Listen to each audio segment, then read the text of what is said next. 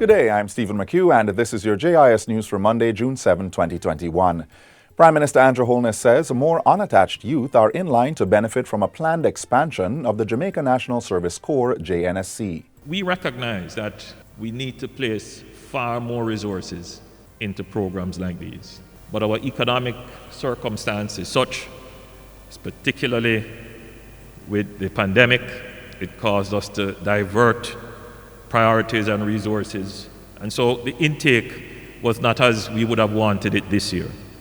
But as soon as we return to normal, we will have to increase the intake.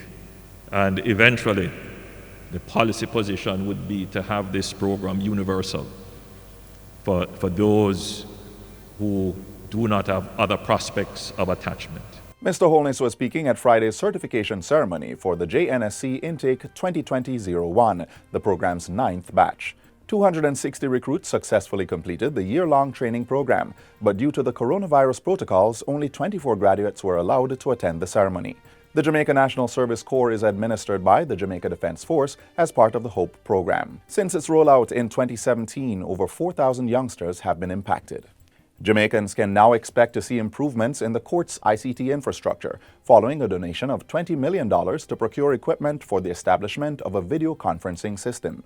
The Universal Service Fund, USF, is donating the funds to the Court Administration of Jamaica.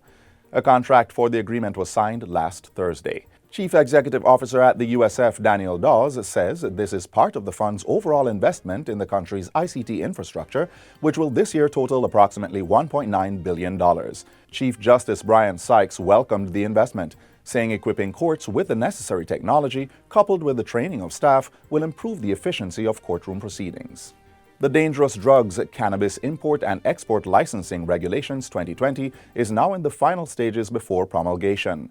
That update is from the chairman of the Cannabis Licensing Authority, CLA, Levon Flynn. He was addressing the Jamaica National Agency for Accreditation's recent webinar, Candid Conversations on Cannabis, Jamaica's Place in the Multi-Billion-Dollar Growth Industry.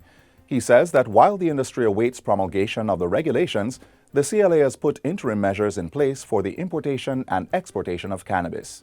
Among the measures is issuing licensees with a no-objection letter that allows them to export ganja flower and ganja oil once the licensee has received an import permit from the receiving country and meets all local requirements. Mr. Flynn says 26 exports have been processed since 2019 using the interim protocols. Transport Minister Robert Montague says the authorities are far advanced in identifying a solution to address concerns regarding the toll road in Mami Bay, St. Anne. The Toll Authority of Jamaica is working with the National Works Agency to address issues concerning where persons exit the toll.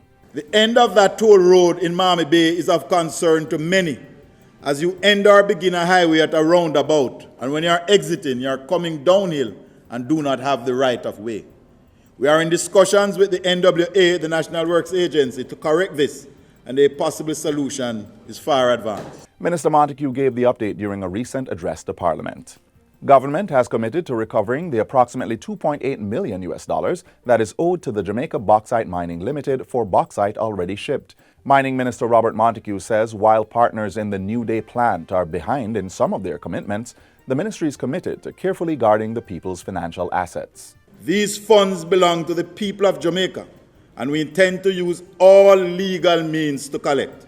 We have agreements and we have laws, and we intend, with the advice of the Attorney General's chambers, to use them. He says later this year, when it is legally allowed, the government intends to renegotiate the establishment agreement, which will allow them to maximize on the earnings from the bauxite industry. He says the ministry is also moving to audit mining operations at Jamalco.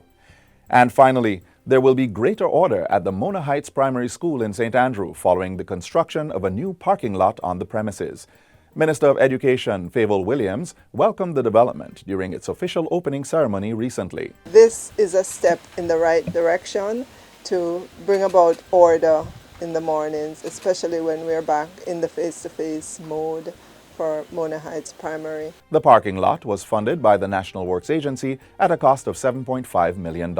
Acting principal of the institution, Alex Hepburn, says it will greatly benefit the school and its environs. Because there will be no more dropping off and blocking the gate, but there will be order the security guards will be at the gate and will be able to monitor everything that happens. And that's it for JIS News Today. I'm Stephen McHugh. Thanks for watching.